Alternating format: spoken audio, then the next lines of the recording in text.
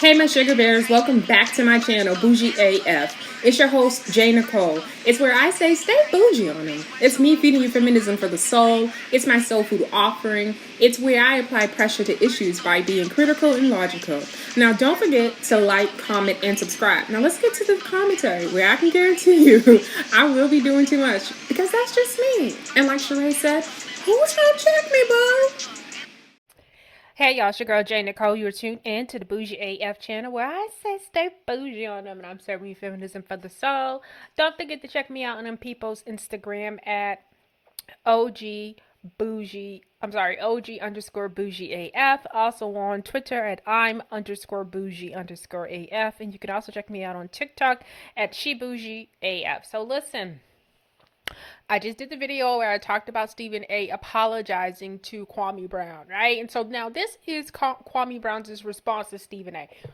So the way we're going to do this, the first thing we're going to do, because like I said, these gentlemen have been in their little, back and forth, going back and forth for about 2 or 3 years now.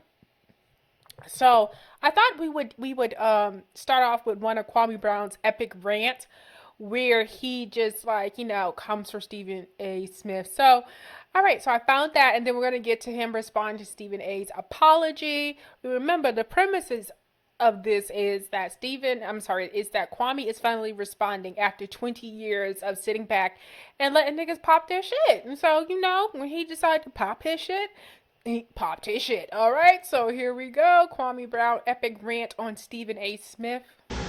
And your only talent is knowing a bunch of big words and talking disrespectful to children, to teenagers. I was so happy when Kevin Durant mama, shout out to Kevin Durant mama, when she wanted to, it looked like she wanted to whoop your ass like my mama would have whooped your motherfucking ass. I had to tell my mom, you ain't going up there, because my mama wasn't going to be as nice as her. But Kevin Durant mama looked like she wanted to slap your ass with her purse. You talking about these people mama's son, boy. Fuck wrong with y'all. Y'all get on here, niggas work their whole life for some niggas with a bad tape line and a bad attitude and a bunch of talking can sit there and label people something. You punk motherfucker. You used to play basketball, Stephen A? My motherfucking career was better than yours. You good at talking. The only thing you could beat me at is a spelling bee. Learning big words. And you can't beat me at that, punk. I'm trying to go at all you motherfuckers now. You motherfuckers want to sit and talk. It's time out for that shit now. I done put a spotlight on you bitches. The only thing you motherfuckers do every day is talk shit about black men. We gonna stop that shit. Told y'all, ain't no way you gonna talk about somebody in their whole life, their whole career, something that they worked really hard, and they're not gonna take it personal. Motherfucker, what you talking about? Because you say them big old words. I told y'all, he lights into his ass for real. So I'm going to let him keep going for a little bit, and then we're going to go into the apology. 20 years later, you motherfuckers talking about, y'all thought I was a punk because I didn't say something? Are you dumb? Who the fuck wanted to hear me say something about Michael Jordan? So if I'm a 17, 18-year-old kid say Michael Jordan did X, Y, and Z, before I finished the sentence, you motherfuckers would have said I was making excuses. So cut the bullshit. Come on with it. Cut the bullshit. I've never been that type of dude to be that stupid. When Oak tried to fight me, I understood. I don't give a damn who was going to win or who was going to lose. Nigga, we not finna fight. I'm on a 1-year contract in Charlotte, and my baby's got to eat. Got me fucked up. Let you emotional male ass niggas jump out the window because of something somebody say and something somebody do. I wouldn't give a fuck what you say or what you think you gonna do, but I know what you ain't gonna do, and that's fucker with me. The fuck you talking about? You niggas just been doing a lot of talking, and that's okay with me. But I told you niggas in a couple other texts that as long as nobody don't do this, I don't give a fuck about no talking. And so, but now it's getting to the point where you guys are destroying people's brain. You don't know what I got going on in life. And this effeminate nigga talking like, we not gonna put you on. You not gonna come up off of us. Show me the text where I asked you to put me on. See, when you say ignorant shit like that, show me any text where I asked you or anyone to put me on. And then you would have a point. But nigga, you ignorant. You are ignorant to my situation, talking about it as if you know what the fuck you talking about. You know what I'm saying? You don't know what you're talking about, boy. It's all good though. You niggas in the brotherhood club and you niggas like to smile and kick her with other niggas. See, I like to be by myself. I got too much mama cooking. I don't want to be around no niggas. Might spill it on you niggas. I don't know. I don't want to be around you niggas like that. You niggas try to steal my secrets to mama's cooking, nigga. And this my recipe, motherfucker. You niggas like to do all that talking, and you niggas actually believe people that just sitting out there kickling and running their goddamn mouth. But niggas got tight when I started telling the truth. I be around MJ. I be around Charles Oakley every day. You don't got no fat motherfucker. Only stupid people listen to what you say. I never said you don't be around Oakley right now. It's 2021, but 2009 and 2010, that nigga was trying to whip all our ass. So why you fronting? I don't know why you fronting, nigga. What's that big tall ass white boy that got traded there? Oak finna whoop this nigga ass first day. I hope Oak don't get offended by me saying he was gonna whoop somebody's ass, because everybody know Oak ass whooping. So I doubt he gonna get offended by it. But you know, shit, he probably somewhere back laughing right motherfucking now. Listening at you lie. Trying to save face. Rapper. Oh, activist. Oh, ball player. Oh, you don't know either. Stupid motherfucker. You niggas crazy. Y'all say anything out y'all goddamn mouth. Go drive your truck. What the fuck I'm supposed to drive? I'm 7 foot, you stupid motherfucker. You want me in a Prius? You niggas talk stupid. I told you. Y'all niggas just exposing yourself. You got no talent. The only talent you got is disrespecting black men. Stephen. Okay, so that's him addressing Stephen A. Smith. Let's look at him addressing Matt Barnes. I told y'all I'd be going. So every time I try to go on YouTube now, I can't get on YouTube. It's throwing me off of YouTube. Boy, they love to block people that tell the truth. Be sure to like, comment, and subscribe. Becky with the good hair, you went to work today. That's what he used to call him. Becky with the good hair. Okay, that's Matt Barnes' nickname. Okay. All right, Kwame looking good. Looking good. You went to ESPN. I like when people keep it clean, though. You know, keep yourself shaved up. You know what I mean? That's very important to me. Like, grooming is extremely important to me. Clean nails and shit like that. Yeah, that's what I like. I don't know about that other shit y'all talking about, but that's what I like. Okay. To your mama, Rachel Nichols, who I know very well, who, if you look at the timeline of when I was a teenager and when I was in DC, she was right there and she was interviewing me and she was very disrespectful herself. So it would make sense that they put Rachel Nichols there to ask them little boys in front of mama what it is you think about this guy. And then Matt Barnes, your response was so corny. Really, Becky with the good hair? You really telling me you don't know what happened? You don't know why? When you stop, boy, you love showing out in front of them women, don't you, boy?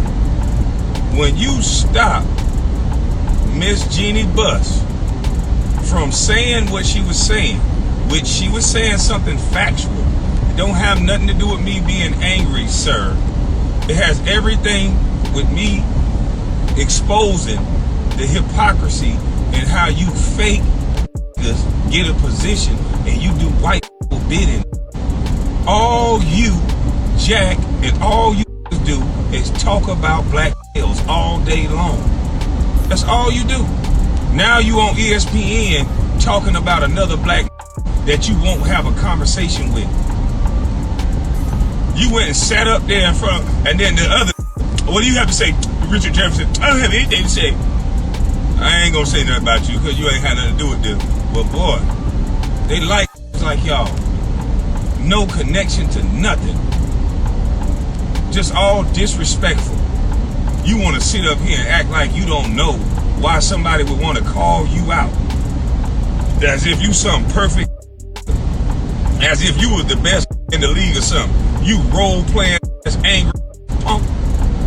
You sitting here acting like you was like that or something, cause you done made friendships and you kissing ass all day. I don't like the way that tastes. So I be by myself in the same truck Jack talking about I drive. Yeah, I sure do drive trucks.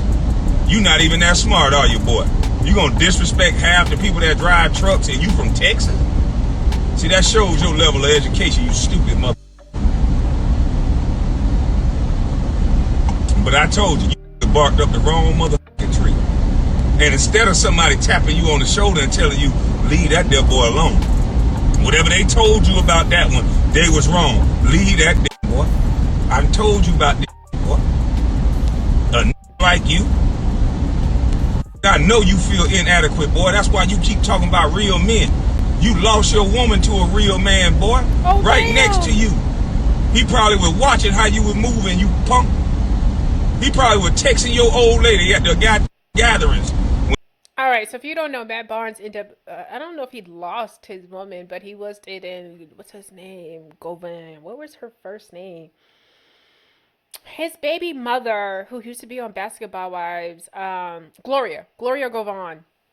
He was dating her. I think they ended up getting married. It didn't last that long. They had like this weird up and down toxic relationship, whatever. It eventually ended. He was then playing for, I think at the time, maybe the Lakers. Don't quote me. Maybe the Lakers or the Sacramento. One or the other. But at one point in time, Derek Fisher was like his coach or assistant coach or whatever. And they were cool, right? I believe they had played with each other before as teammates, but whatever. Anyway, so Derek Fisher ended up being a coach. And at the time, Matt Barnes was still in the league. He was on the team. Long story short, Matt Barnes, they must have been close at some point. They had to be close because Matt Barnes referred to Derek Fisher as like uncle, right? Like thought of him as an uncle. So whatever happened between Matt and Gloria, they break up. Gloria has her own house, whatever, thinks she doing her own thing in her own house because she grown, doing grown folks things. And I guess Uncle Fisher, Uncle Derek, came over, but Matt wasn't there. And so Matt and Gloria has two sons, a set of twins. And they like, what's up with this? Daddy ain't home. Why Uncle Derek over here, right? Long story short, they called their daddy, told their daddy uncle is over the house. He ain't there. Like, what's going on? Daddy felt disrespected, as he should, because he introduced this man to his kids as someone who's a friend to him, and clearly they think this is Uncle Derek. Matt Barnes jumped in his car, and from what I remember, he's like in Calabasas, and he drives all the way into whatever direction I'm not quite sure what direction he ended up driving, but it was like a 2-hour drive. And his sons must then tell Derek Fisher that ass whooping was on its way, hot and ready to lay the paws. And that ass whooping came 2 hours away, and it went down. Eventually, people do believe that may have led to maybe Derek Fisher being let go. It just was not a good situation. So this is what Kwame is referring to. I told y'all, like, the drama is really with the men. It's with the men. It's really with the men. You see what's happening with Scotty and Michael. We didn't know all this was going on between Scotty and Michael. I don't know what's going on with Scotty, but I was a fan of them both. Of course, Michael's number one to me. But damn, it's like, number one, number two. And it'd always be that number two who just will not accept their, who they were in the situation. You were number two. Like, we still think of you as his number two. We're going to always think of you as his number two. And there's nothing wrong with that. You guys accomplished great things. But you will always be Michael Jordan's number two. I mean, at this point, like, when it comes to your ex-wife, the Pippins may just be number two to the Jordans at this point for life. Like, because this shit is crazy, the back and forth. One day I may talk about Scotty and Michael. And all that back and forth and all that shit that, Scotty is saying about Michael. But, Scotty, get a grip, right? Y'all are great. Y'all are Batman and Robin. I've always thought about you guys of that. But here we go. Oh, okay. So that's enough of that. Let me see. Was there any more? When y'all had galas and balls, you were texting your wife, punk. Ooh. And And you sitting on a news station, you talking about other men, boy? You talking about other men, boy? Have you lost your mind? They pay you to get on TV every day and disrespect black people. That's all you do is have a look at me show. Well, that look at me show is over with. Now you gonna look at me, boy. The you talking about? You inadequate, boy. That's why you always got another man name in your mouth. And then you always acting like, now you want to talk like a politician. Oh, I don't know what was going on. I was just taking my son to the game. But you lucky Derek ain't take him to the game, punk. Damn. The you talking about? You was just taking your son to the game. You don't know what's going on. And you sitting up in one podcast and then the next podcast and you tapping on folks talking about another grown man. I'm 20 years removed from the #1 draft pick. And you sitting here running your mouth about a man that ain't never said nothing about you in that manner. I never said you couldn't have an opinion, sir. So to sit here and try to pump some narrative talking about he butt hurt about being the #1 draft pick. How the hell that's butt hurt that ain't saying nothing to nobody about nothing? If you never would have put that extra disrespect on it, bro, let that woman finish her sentence and don't say nothing. But no, you talk too motherfucking much. And that's probably why your ex-wife was tired of hearing you run your motherfucking mouth and trying to be prettier than her. Sitting up in the mirror, hogging all the mirror space, trying to get that activator in that finger wave. You running your mouth talking about somebody like me? All right, so okay, so now some of the funniest shit that I think I've ever heard him say has to be Kwame addressing Charlemagne the God. Like, that has to be the funniest shit. And I'm gonna, let me find a clip because I'm about to talk about Charlemagne anyway, about Larry Elder on his show. But let me see, Kwame.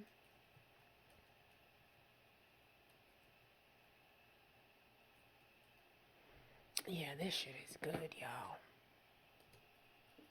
Told y'all, like, there's tons of videos, so clearly this is content. Clearly this has been, and 2 years ago Joe Budden even talked about it on his show. Like, it's really,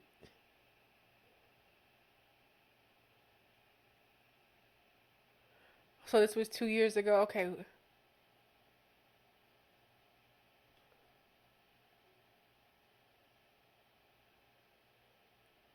I'm trying to make sure I'm trying to see who would probably give us. And Charlamagne didn't give an apology to Kwame Brown. Like, it was like an apology, like, where he apologized for bringing up personal information about local people in the town. Because, like I said, he ended up talking about Kwame Brown's father, who was convicted of just, I think, attempted murder or something, or murder, one or the other. And he just, like, really kind of put out a lot of personal business about some situations that went down in the town. You know what I'm saying? I think Kwame Daddy tried to bury somebody alive or some shit, some crazy shit. But they literally brought this man's father up to try to paint this, like, angry, genetic type of argument around Kwame. Like, his daddy crazy and angry. He angry. Like 20 years later because he is addressing something. Like, it was crazy. Okay, let me see. This is probably the best one.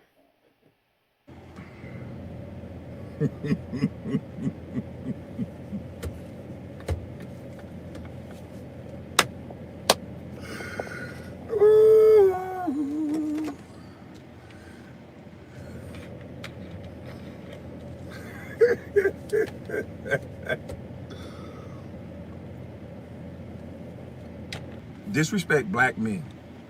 One black man came and talked to two black men that you can clearly see on their show that Matt Barnes was giggling and snickling and said only one got traded, only one got traded. Made sure, like he was a high school little punk, made sure he tapped Jack. And Jack said there was only one person in that trade. Now, not Charlemagne the God. I didn't even know my sister that my daddy had when you went to high school with him, you dummy. I didn't even know her. I know her fight with what you talking about. I'm the aggressor. Well, you didn't even listen to none of the words I said, sir. Jack said we were joking. So I said, cool. You know what, Matt? I can understand why this young man is mad. All he said was y'all didn't have to do that. Matt, Jack, maybe y'all should apologize. But no, now you going down the rabbit hole of making a kid look angry. What I told y'all, people. Y'all better stop letting this machine do this until it's your black son. I told you, all they do is disrespect and talk bad about black men. If a white man had said what I said, they would challenge his talking points. Nobody in the black sector has challenged my talking points. Immediately, Jamel Hill want to pretend like violence means something different now, but you not gonna tell me what violence means when I can read it by definition, Miss Hill. Up is not down in my world, ma'am. I still live in the real world. Y'all can do that over there. Charlemagne the God. Now let's address you, punk. You want to sit here and talking about something that my father did. Something that you allege my father did. You want to talk about something that you allege my brother did. But what did Jack say I did? Let's look at my reputation. Jack said that I roll around with the police. Did he not say that, sir? Do that sound like somebody that's trying to bring violence to someone, sir? See, it's funny how you just got right on and you just creatively pretended like he was a basketball guru and he destroyed a black man's name. You know why? For money. See, that's what y'all don't want to get to. That's why y'all want to keep calling me angry. All this was about money. Stephen A is a fucking pawn. There were 5 guys that was top 5 in my draft class that came out of high school, motherfucker. And colleges were losing money because there were going to be like 10, 15 that come out of high school after that. And then they started saying, oh, hell no, you ain't fucking with white daddy money. We got to get these black boys to continue going to these white schools. That's why I shout out to Master P and his sons. See, most of you motherfuckers dumb and listen to stupid. So it's basically what I said in my other video in terms of like he literally feels like colleges paid Stephen A to do that. And it's literally the breakdown that I provided you in terms of like colleges were going to lose money if more and more players like the Kobe's and the Kevins and the Kwame Browns opted not to go to college. And there are still now, even though you do have to go, I think 1 or 2 years to college, there are some people who are deciding to either go overseas for a year, decide to train or take off or join some other type of league or something shit like that. I know one player, he did something different, but it wasn't going to college. So, I mean, people are trying to find ways to go around it.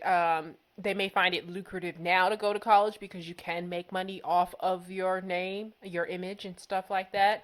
But yeah, I totally agree with him in terms of feeling as if though Stephen was paid to do that. Stupid ass bitches like Charlemagne the God and old punk ass beta male DJ Envy. Bitch, you ought to not be talking about male issues, you punk motherfucker. You don't see Bill Gates running around doing a whole goddamn cheating tour, you punk bitch. The white boy was able to cheat like a man. Break off and break up like a man. Your bitch ass getting drugged around like a puppy on a leash, ho. You shut your bitch ass up when I'm talking. The fuck you talking about? You another light-skinned bitch. Fuck you mean? And I got a lot of light-skinned friends, but you two niggas ain't one of them. And Charlemagne, you trying to be light-skinned, bitch. A fucking punk-ass rapist and a bitch-ass nigga that had a leash on his neck going to cry in front of other women because he cheated gonna tell me anything? Y'all bitch-ass niggas shut y'all goddamn mouth too. The Breakfast Club. The fuck you talking about? Y'all niggas don't talk about nothing important. You motherfuckers just sit up there and cry and pander to white folk. And Angela Lee, you better stop talking about men, period. You ain't got no goddamn man. And if you do, he ain't claiming your ass. I ain't seen you with a man yet. The way you fawn over all them goddamn rappers, I believe Gucci Man too. You look like you a little, you look like you want some mama's cookie. Chasing all the rappers, motherfucker. Y'all better shut y'all goddamn mouth with me. I'm a different breed. And I ain't gonna apologize. Fuck y'all. You know why? Because you want to sit here and you don't talk to a kid. You won't even be objective at all. You motherfuckers didn't use your brain at all. That was the dumbest shit I ever heard.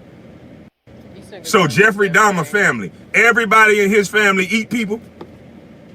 Is that what you saying, sir? So all the Dahmers just some fucked up people, huh? You's a dumb son bitch. How did you get away with raping that goddamn girl, boy? In the middle of a protect all women situation, your bitch ass was able to rape a girl and get away with it? You was able to get on a goddamn radio station and brag about putting Spanish fly in a drink. Boy, I bet they put an apple in your mouth every one of them parties you gotta go to, bitch, to pay back your ass not going to jail. That's why you throwing all that ass around on the Breakfast Club, you punk. Always talking about penis. Me and DJ Envy together. Me and DJ Envy, you like me. Me and DJ Envy.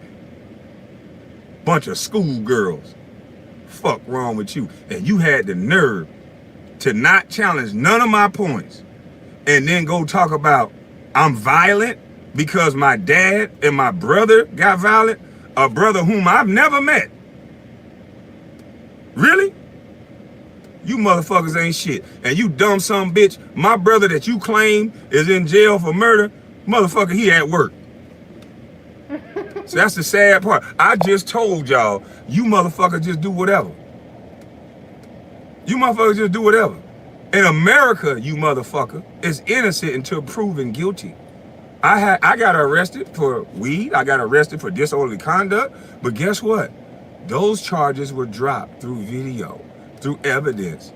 So why you doing it once again, sir, demonizing a black man that you did not have a conversation with, and now you punk bitch, the world get to see y'all. The world get to see y'all. The world get to see you. You motherfuckers ain't shit in real life. From the Breakfast Club to the goddamn fake ass No Smoke podcast.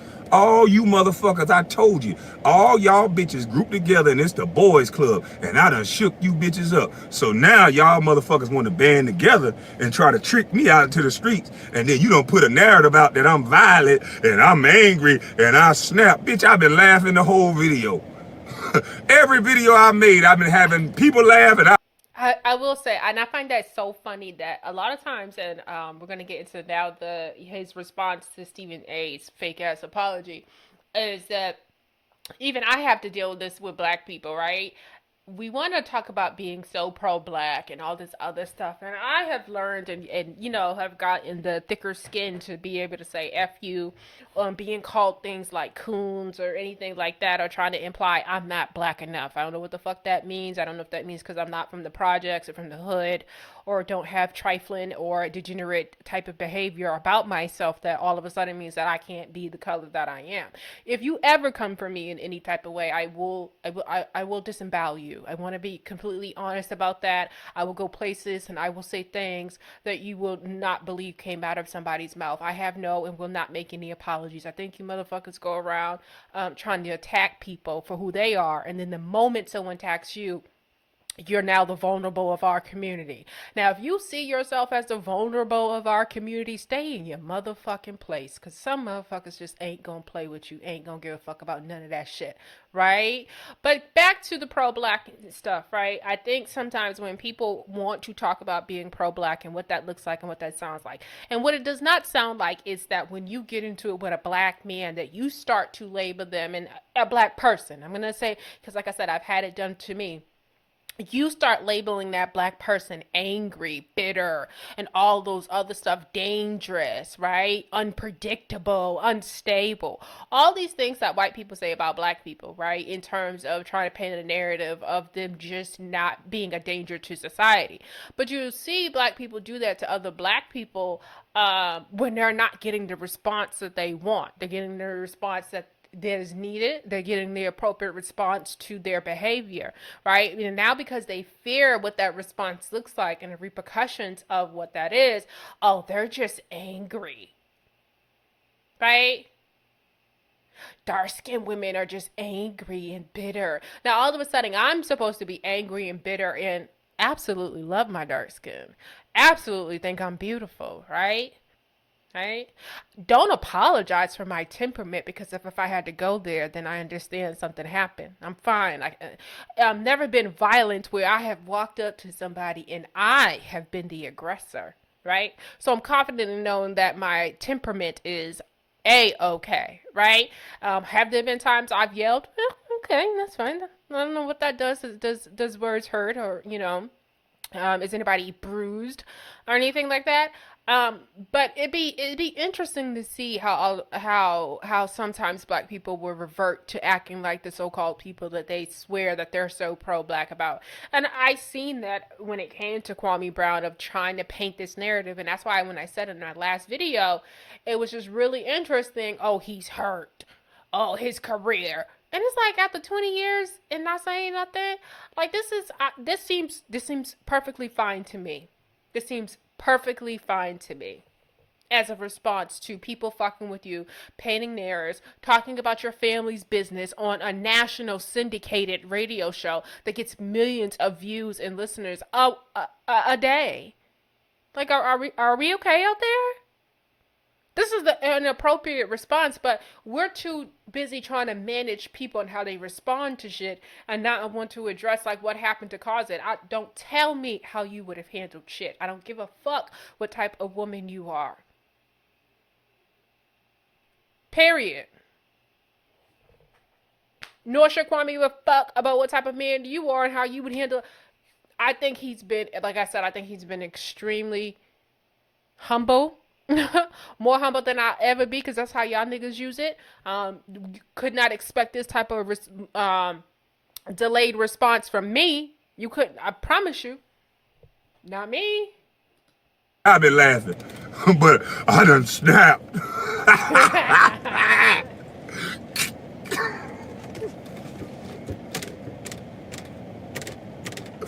That was y'all comeback. Y'all comeback was exactly what I said y'all do. Jack's comeback was exactly what I said that he do. See, that's what happened when you bitches don't really have no power. I told people, all you got to do is stand up to you punk bitches, because y'all read from the same playbook. Oh shit, a black male spoke out. Let's get him with toxic. Oh shit, that ain't gonna work. Let's get him with violent. Oh shit, that ain't gonna work. Let's see if we can get some women to talk about him. Let's dig into his past about his baby mamas. That ain't gonna work. I don't give a. That ain't gonna work. So, me and my baby mom, we gonna work. We gonna make it.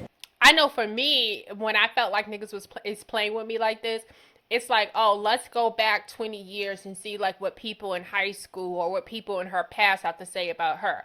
As if to say that whatever, maybe I have done some things wrong or whatever, it's enough of a justification for what currently is being done to me. I promise you, there's nobody on earth that can sit in front of me and play me like this. I don't give a fuck what you could have went back to kindergarten, and it damn near did, talking about first and second grade with a certain female from that I grew up with, and I stand on it though, right? I stand on every fucking interaction, bad or good. If I had to throw hands or any of that, I stand on that motherfucking shit. If I treated someone a certain way, they fucking deserved it, and could tell them that to their fucking face. And whether or not people walked away with a sour taste in their mouth from the experience with me, or feeling as if though they did not like me, I don't give a fuck. If I feel I have to show up a certain way and stand up for myself, I am more than okay than doing it. I have never suffered with people pleasing. I could never be bullied, my nigga. I could never be a victim in that type of way, where I didn't show up for me. I probably overly showed up for fucking me, right? And so this range of emotion, this up and down, this ability to go from high to low, yeah, that's me. If I'm passionate, yeah, it comes out. Yeah. But that's what y'all do, right? You be so pro-black, but then a black person that you don't like, or you can't return, or you don't like their energy, you want to label them all types of angry. Nah, that's fine. Where's the actions that imply that I need some type of, like, what? mental health or anything like that? Has Kwame attacked anybody that he needs any mental health or be on medication for anything?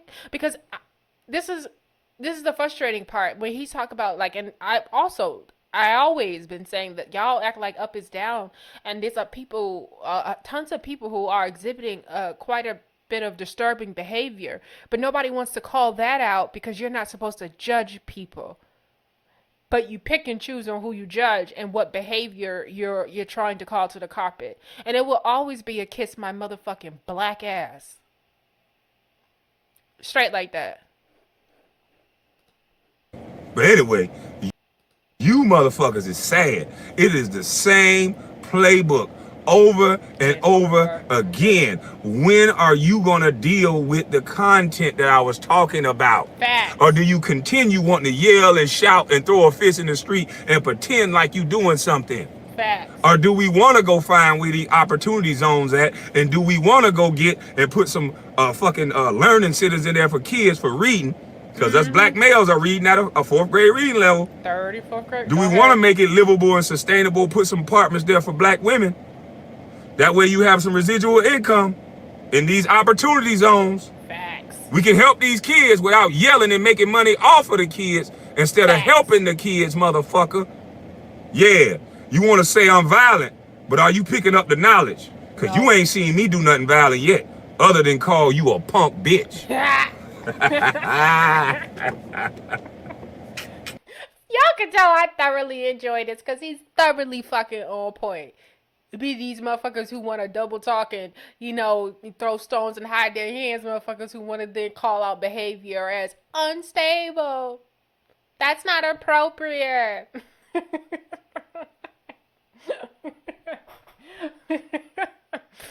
Y'all. And then y'all try to use medical terms and psychological terms. And at this point, I know that they're doing some good work, that it needs to be done. But it's a joke when you allow people to play with it for me. It's a fucking joke. Right? I think I was watching a video the other day, and I forget what was being talked about. But all I know is that Tasha K talked about someone have a personality disorder or something like that. And have you ever, I remember looking at the TV with my mouth wide open, like, are you serious? Because it be those motherfuckers who be like, oh, you're just talking the talk. You said someone has a personality disorder? So I guess the motherfucker that you are talking to in terms of a professional in that field ain't told you about your personality disorder? Because you think lying, habitually, pathologically lying and making something up on someone like you did on Cardi B is not a sign of a personality disorder?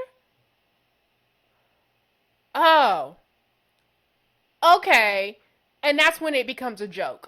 That's when it becomes a joke. When you have pathological liars, manipulators trying to diagnose people, it becomes a joke. So can we talk about your personality disorder? Real quick. Just real quick. We can get to whatever the fuck you got to say about me in a second, but can we talk about yours first? And that shit becomes uncomfortable for motherfuckers. Because until we talking about you and addressing you and yours, we're not just gonna sit back and address mine, like whatever the fuck you coming up with, whatever the fuck you feel a sort of way about that I won't let you get away with. These motherfuckers is crazy. You ever heard of so smart, and stupid at the same time? I don't know if I ever listened to Joe Budden talk about it. But I'm not going to listen to it in this video. We're going to go, let me save it real quick, and I may go back and listen to it one day. I'm pretty sure it's pretty good because he doesn't have the greatest relationship with Charlamagne. Rightfully so. Charlamagne is a hater. He's like Gilbert Arenas, like that hater that be around you, right? Like, he's one of those persons. He's really a disgusting, slimy-ass motherfucker who just got really, really lucky. But he got lucky because he linked up with another slimy person in terms of Wendy Williams' ex-husband, right? Like, that's literally how, Wendy met Charlamagne. But he is a greaseball, like, for sure, he's a greaseball. All right, so let's get into Kwame's apology. I mean, Kwame responding to his apology.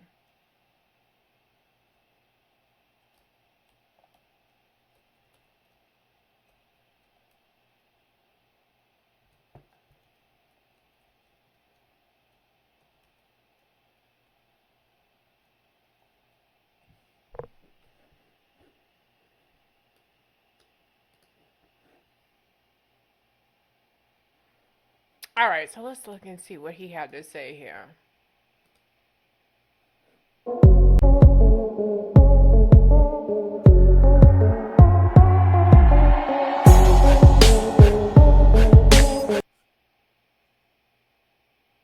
Stephen A. tried to make it seem like the bus was just coming at him. Now I got a homeboy that reacted to this. Let me go get his first, and then because I know he know how to do it without the flag situation. So Damn D is my guy. Damn D think he apologized. I don't think he apologized. I just think he wanted to introduce himself to a new big crowd. Shout out to these guys over here at Paul George podcast. OG, salute to the new member. Salute, salute, salute.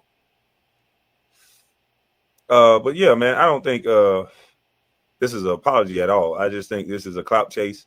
I think he said my name on a large platform. He's going to keep connecting himself to my name. And now it's lucrative and beneficial for him to connect himself to my name off of his White Zaddy's platform. Because, you know, he's always connected himself to me. He's connected himself to me the entire time he's been on this ESPN. So let's hear him. Let's listen. So wait a minute. The moment you hear somebody say they didn't know it was going to be like this, they're not sorry about nothing they did. They're just sorry about the result of what they did. They're not sorry. Yeah, he's not sorry about the motherfucking thing he did. He said he didn't know it was going to be like this. I'll rewind it back. You said it was low? All right, I'll rewind it back. He said he wasn't. Let me rewind it back, and then I'll give you a commentary. Hold on. Let me rewind it back.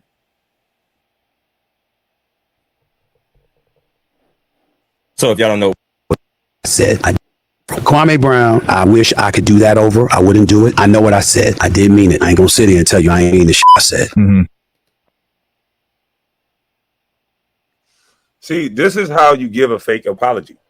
Kwame Brown, if I could do that over, I wouldn't need it. I apologize. Yes. I did mean the shit that I said. So a guy that had a cracked knee can tell another guy he's a bona fide scrub. That's the number one draft pick that made history. A guy with a cracked knee with no high school history, with no nothing history. This guy can dub somebody a bona fide scrub. This guy is going to college and high schools with a connection to Disney and ESPN and First Take. This guy is getting paid to do like stand-up comedic routines. Could he have done that with a black woman? No. We already seen what ESPN and First Take did to him. Could he have done that with a white woman? No. We already seen what ESPN and First Take done to him. Could he do that with a white boy? Hell no. They all his friends. They could slap the hell out of a woman. And Stephen A will call him their friend. Stephen A will call him their friend. Could he do that for a black man? No. The only person Stephen A has been kicking draws and asses for over 30 years is black men. That's what he's hired to do. He's hired to kick you niggas draws in your ass. And he's also hired to teach the younger generation, do not aspire to be nothing else but a company man, to get white men their money first, and we can pay you whatever we give you next. That's the Stephen A boy. That's the Stephen A boy. Think about it. Stephen A. Smith just became an independent black man, damn near in his 50s. How old is Stephen A. Smith? Stephen A. Smith just got his own channel that he's responsible for in his 50s. Stephen A., how can you teach independence, entrepreneurship, and you're just a company man? You're just a company man who makes his money off talking shit about black males. You don't even critique women's basketball. You know better. Could you talk like this covering women's sports? Hell no. You're only designed to talk about black males in a way. How come you don't have a white example when you're going to this college or you're going to this campus on IAG or whatever it is, ING? How come you don't have a white example? All these kids are going to be black. You don't want to tell none of these kids about Chad Wheeler and how not to punch a woman in the face and all that stuff he did. You don't want to teach them nothing about Brett Favre. You don't want to teach them nothing about none of these white males. Huh? You only want to teach them about all the black guys. And IMG used to be a good sports academy. Serena Williams, all these names they got worked down there. Yes, Lord. I remember seeing Serena on that tennis court when I was down there. Robert Parrish, Clifford Ray. It used to be a respectable organization where you see some great athletes, some beautiful women. Yes, Lord. And even though you don't went to the swirl, Serena, I still know you love the brothers. I know you don't went to the swirl, and nobody don't give you no flack for it because you still down with the community. Because even if you marry a white man, you still down with the community.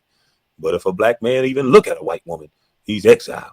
But that's neither here nor there. That's not Serena. true. It's the you other still way fine. around. She dated black men, so that's the difference with Serena. But Stephen A. Boy, as soon as they associated you with their great program, there are some black I men realized it's bullshit. who will dog black women and date outside of black women, and that's the difference, right? Like that's not true. Serena, she dated. Well, we only known her to date black men, and then she just happened to marry a white man. So it wasn't sort of like this whole, she divested from the community. No, the man she chose to marry happened to be white, and that's it. But y'all passport bros and all the other shit, that's some extra different shit. That's some self-hate shit. It's another brainwashing tool for these young black men. You're going to go tell them about all the shortcomings of other black athletes. You're going to go tell them, you're going to go program them. You haven't mentioned one white person name that did anything wrong.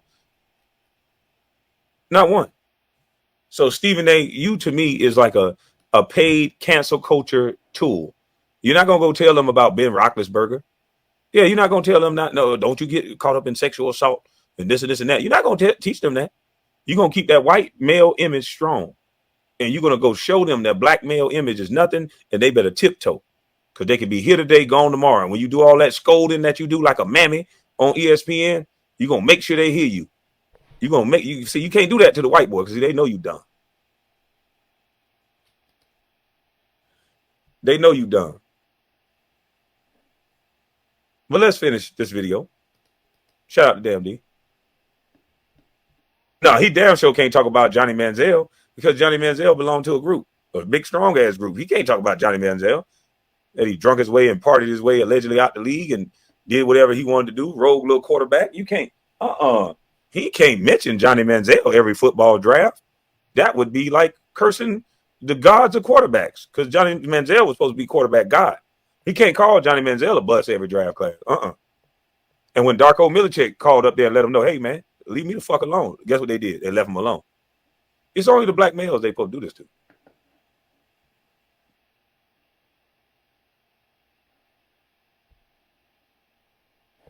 But I didn't know it was going to be like this. I didn't know it was going to be like this. So if y'all don't know, well, I'm sure y'all all aware, but he was the one that called Kwame Brown a bust, and that bust title stuck with him until now. For a long, long, long time. So he's saying that he didn't know that it was going to, go on this long. Remember, I said it before Twitter, Facebook. And I didn't know 15 years later, they're going to have memes and videos. And when I see what he says, I realize how hurt he is. I mean, it was a sound bite. They had just traded for Pau Gasol. They asked me this question and I'm like, what? One time I had to address it because I felt like he was coming at me like I was scared. I can't even tell you when I did that, the stars who call, I ain't going to mention no names, practically all of them was Hall of Famers. And they're like, nah. And I was like, where were y'all? Where he was saying all of this stuff for weeks. Right. So now I have to be hurt in order to say, what the fuck is a crack knee, loudmouth, mama sounding dude talking about me for 10 years after I'm done playing? What? So was Darko hurt when he called you guys and said, I'm a retired NBA player. I've moved on with my life. Why are you guys still talking about me? Was he hurt when he said that? Or was he logical when he said that? Why is it that every time a man asks you to leave them alone, they have to be hurt, they have to be angry? When a man says something, it always has to be an excuse. This type of man has been programmed to only respect women. This type of man usually ends up in a violent situation or need bodyguards because they don't know how to give a man common, decent respect. The one thing Stephen A. lacked in his life is masculinity. He lacked men. Notice how quickly he can disregard, disrespect, and throw to the side a man when you don't even measure up to any basketball player in that type of sense that you're talking about. So you would think one would give a little more respect to when he's talking about an athlete that's superior to him in regard of a sport that he played. You would think he would have more respect for that. But see, the only sport that remains true is boxing and MMA. That is like the only sport that they don't allow you to talk about something that you cannot do. And it's sick that now all sports writers can be these fat, nasty, jock envy, stinky motherfuckers that's been afraid and been thrown in lockers by jocks. They have all this bad envy because the girlfriend that they like slept with a jock, and then they get a microphone, and then a jock do something wrong, and then now they have this platform to just bash people. We got to go back to commentators that felt like men before they got the job. We got a lot of coward police officers. We got a lot of coward commentators. We got guys like Skip Bayless that blamed his coach that he couldn't make it to varsity. Yeah, well, I sat the bench on varsity, but the coach didn't like me, so he brought his son from another school and played him, and it messed up my whole life and my college career. Like, no, these guys are losers. Y'all got a bunch of nerds and losers covering NBA, football, and things of that nature because of the participation trophy. This is all BS. Stephen A., the reason why probably these players called you Derek Coleman, because that little weak ass video should not have brought out Derek Coleman and Jamie Foxx. Shout out to Jamie Foxx. I'm glad you got healthy. Shit, I ain't gonna say nothing about that time we were partying in Vegas and shit. You know what I'm saying? Yeah, I keep that shit on the down low. But shout out to Jamie Foxx. Because I don't think niggas supposed to even remember you party with other niggas anyway. I don't think he remember that shit. There were too many women. That's when I was, best side nigga in the world. So hey, nevertheless, shout out to Jamie Foxx. But you want to tell this half-ass story as if somebody called you to call you off of me. Nigga, they called you probably because, nigga, they realized that I was right. Nigga, I'm on my track to chilling. I ain't talking about you, basketball, nothing. And you bringing me up just like Jack brought me up, just like the rest of you clowns brought me up. So everybody started to see the agenda, you clown. So Derek Coleman and all these people, when you went back up on that white boys platform and you did a bloopers reel, which you can do this on any player in the NBA, you clown. And it turns out I happen to be your worst fucking nightmare. The same guy you tried to embarrass, malign, and make jokes about is the same guy that's kicking your drawers in your ass and blew the whole circus of your little go along, get along gang and your little gatekeepers. And one thing these niggas do know, and they tell me every time they see me in real life, man, keep telling the truth. Because they know some of you niggas ain't nothing but gatekeepers. And most of you so-called black celebrities ain't nothing but gatekeepers. That's why y'all mad at me, because I hold a secret. Ain't none of you niggas no celebrities. Most of you niggas broke living hand to mouth to them white boys. If the ones of you that's got them living good, most of them white boys, they tickle me Elmo. And some of you niggas, some stand-up niggas. It ain't all of y'all. It's some of you. But you supposed to be living through some scandals and some strife like everybody else. Because it ain't good to go against the system. Some of you niggas living too comfortable talking about you niggas down with black folk.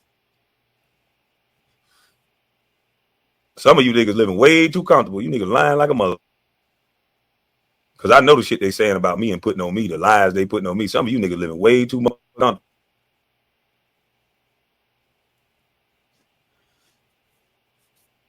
So somebody put something in Stephen A.T. that got him to talking about me by first name. And then he mentioned celebrities that he's trying to give the appearance that called them off of me. Well, Stephen A., you said worse stuff than that. How about for the last 20 years? How come they didn't say call you up? None of the draft class you were bringing me up for no reason. How come they never thought about Jamie Foxx never thought about calling you in year 14 when you were talking about me after I retired? In year 15 when you were talking about me after I was retired? They never thought about calling you then? The only time they thought about calling you was when you did that. Rondo called him a punk in his face in the locker room, and he don't have no smoke for Rondo. Nah, he don't have no smoke for the guy that approach him face to face. This guy been pandering to black folks for years. He even brought up Glenn Robinson in the interview.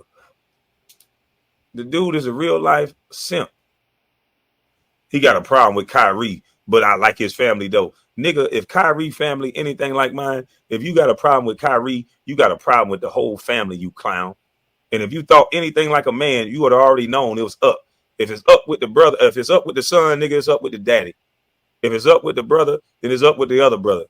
If it's up with the brother, then it's up with the sister. His damn sure going to the aunties. So this nigga talking about he cool with the family. You can tell this nigga ain't been around nobody from the Bronx. He said he from the Bronx. Man, please. The brother gonna have you thinking it's all good, tell you to come on over, and then they both gonna jump you. You're from the Bronx. You can tell this nigga was raised with all sisters. It's okay. I don't like your sister anymore. But me and you can be besties. Who the hell taught you how to be a man, Stephen A? Facts. It's okay to express your mind, Stephen. Your daddy would have been telling you, boy, you better shut your mouth, boy. That's going to get you punched in the face.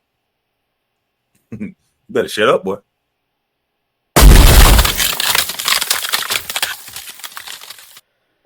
All right, so that is Kwame's response to Stephen A's not apology, which rightfully so. He outlined what's been going on, you know, the narrative that they've been trying to create over around his name for the past few years, just on bullshit, yeah, that's his response, and I totally agree with him. As y'all can see, I really do enjoy Kwame Brown sometimes.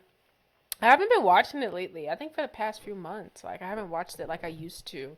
But like, you know, 2 years ago when it was, I have to say it, diabolical. He was recruiting other YouTube people. There was this person that Kwame used to fuck with named Self Talk. Like, you know, like fuck with me in terms of collab with, like, you know, networking, like shit you supposed to do. And this is why I'm so scary about networking. Because, baby, when the switch up happens with strangers, because these niggas are strangers to you, the switch up happens. So they did some funny shit. Now, this is all allegedly, and I hope I'm remembering this correctly. So, all right, well, let me get. I used to get music from, I think this dude name is Maurice. So there's another gentleman on YouTube who also does videos and jingles and songs and shit like that you can purchase. So he used to get music from him. And Self-Talk and used to do videos. So we're really just working together, trying to, you know, promote each other's shit, trying to get numbers. Everybody's eating. Because at this point in time during COVID, niggas ate off of Kwame. Like, literally, he used to let everybody use his videos. He didn't flag you. He was new to the scene. He ain't no hater. He doesn't have that type of, you know, I'm the head nigga in charge type of mentality. I'm the only nigga that should wave and shit like that. So he had some of that happening and stuff like that. But let me tell you how diabolical Gilbert and them was. So Gilbert sat back and seen like everybody, you know, Kwame had aligned himself with. And he knew when it comes to like the copyright in music, I guess Gilbert must have got in touch with somebody and he realized, or it had to be the guy who Kwame bought the music from. Allegedly, this is how, like, if I remember it correctly, because I'm not trying to be like malicious and like kind of make up my own shit, but the way I'm trying to remember it is that Kwame used to use particular music in his videos, but it was not copyrighted, and Gilbert went behind his back. Well, not went behind his back, but secretly kind of bought the music or something. Somehow someone bought the music.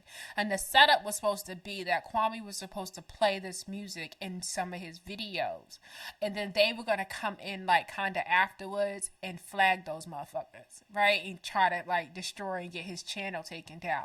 So when I tell y'all, I'm telling you, Gilbert is diabolical out here. Gilbert is diabolical. Like, he literally gave somebody money, I remember, to go to Kwame's mother's old house or her grave, right? And so that's why it's like really serious. Like, if Kwame, because Kwame's like one of like 6 or 7 brothers. I don't know. It's a lot of them. And I am pretty sure any one of them brothers would gladly want to whoop Gilbert Arenas' ass at this point. I think Kwame got some cousins, some female cousins that might want to whoop Gilbert's ass because he is disrespectful at this point. All right, y'all?